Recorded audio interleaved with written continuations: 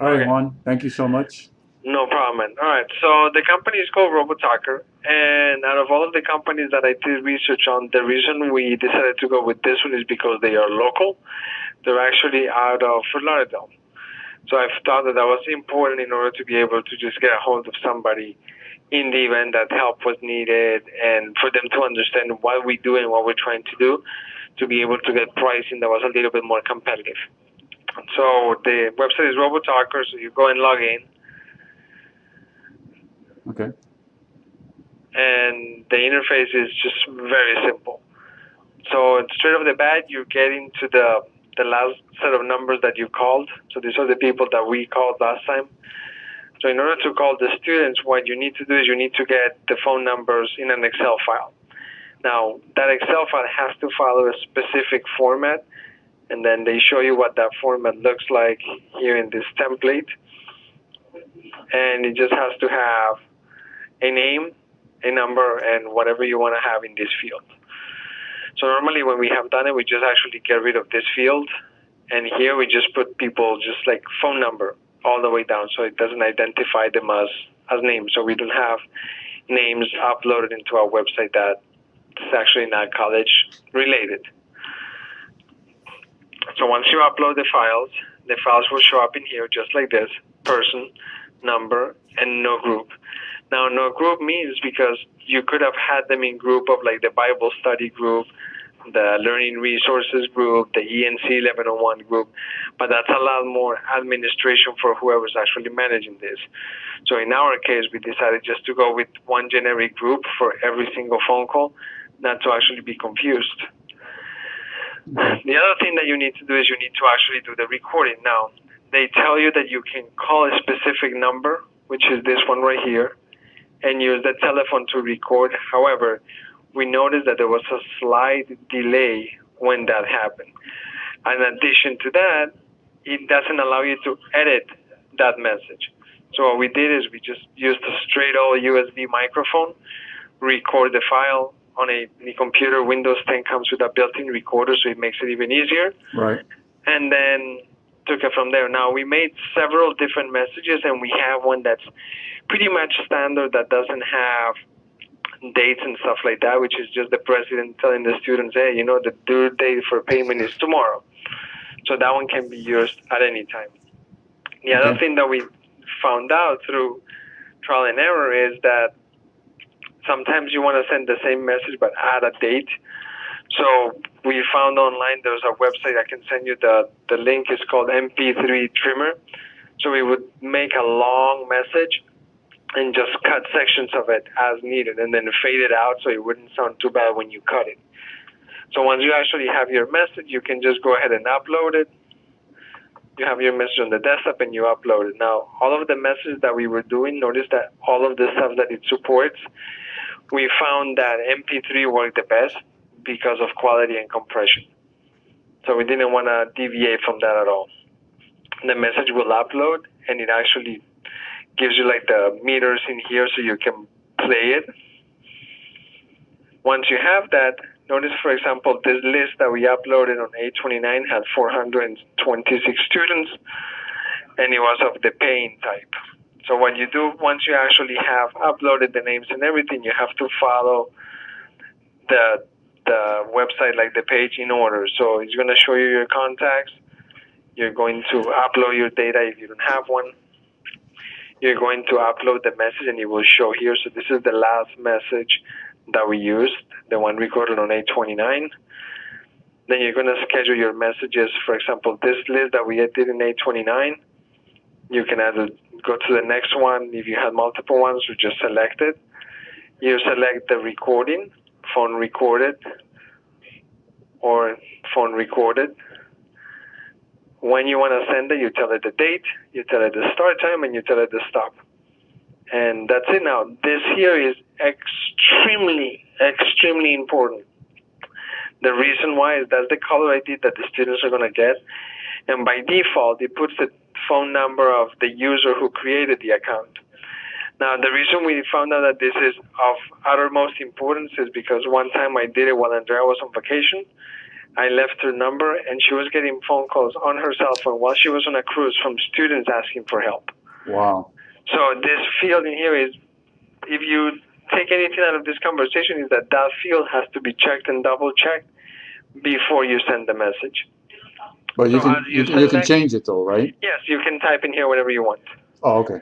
Good. Normally what we do is if we're sending a message that has to do with financial aid, we put the financial aid phone number. If it's a message that has to do with advisement, we put the advisement number.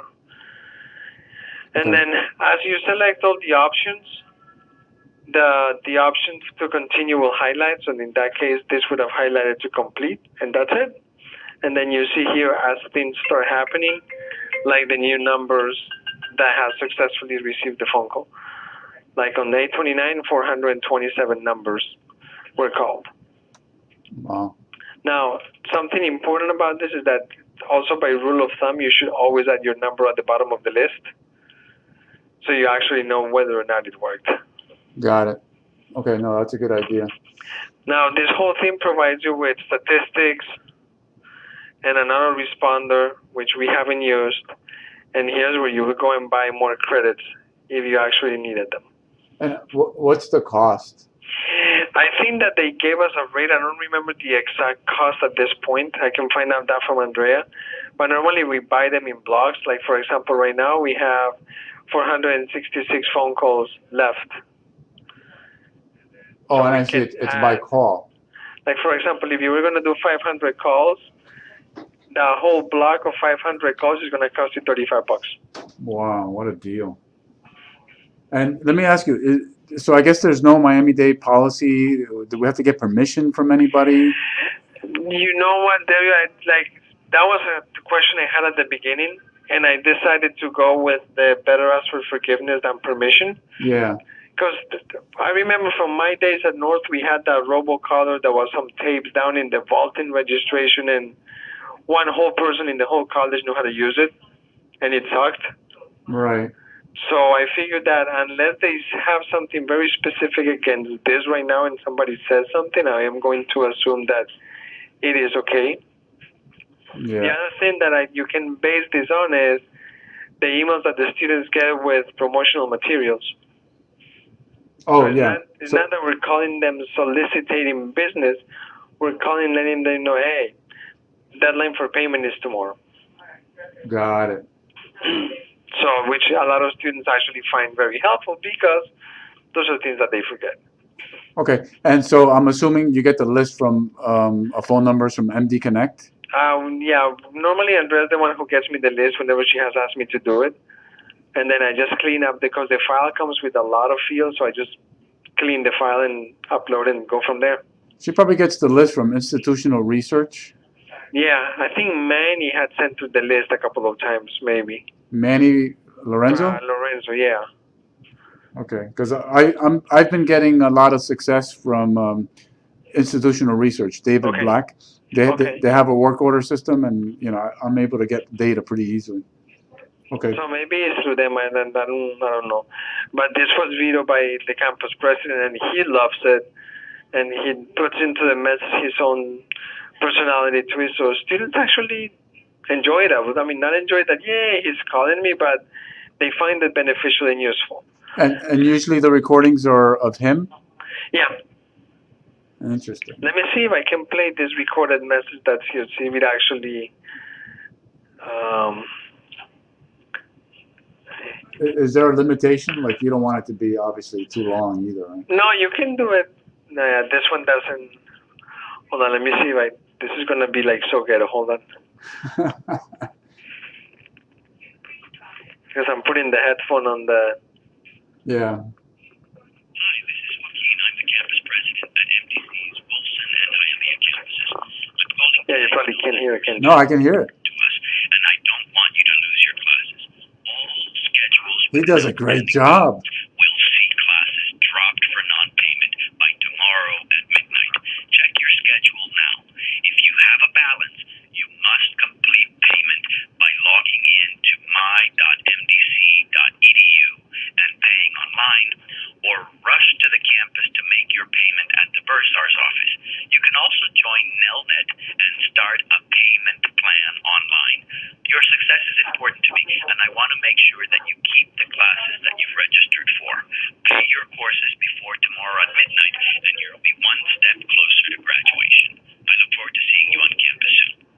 That's awesome. Who writes it? He does. Wow. So you just use a USB mic and that's it? Yeah. Yeah. It's either a USB or a 1/8 mic. I don't remember which one is it that Andrea has in her office. But we close the door and then he goes at it. Wow. Do you know if any other campus is doing robocalling? I don't think so, man. I think this was like, our puppy per se, Yeah, no, that's pretty cool. Well, the department that asked me about it is a grant driven department. It's basically a lot smaller operation than, let's say, the campus president sending out something. But it's part of a shotgun approach for this particular department. I mean, we'll be sending emails. We'll be doing a variety of things.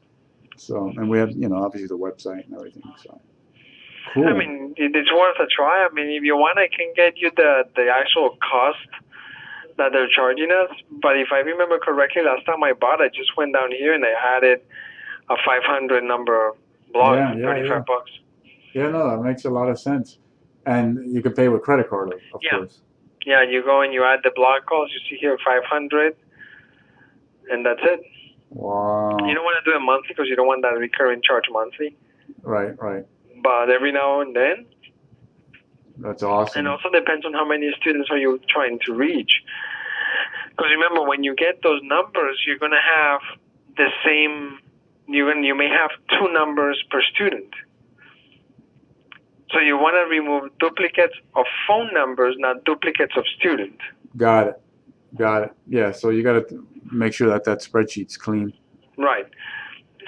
So what if you reach the student both on their home and their personal? Normally, I try to make sure that there's no work phone numbers. Yeah. That's in a very iffy area. Yeah. Okay. No, that's awesome. I mean, it's very simple, so. Okay. No, you are absolutely right. I was expecting it to be, more expensive and a little bit more of a production.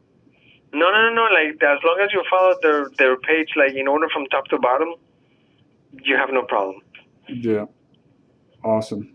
So that's what they do it. Who, what, the message and the list. That sounds great. All right. All right, man. I mean,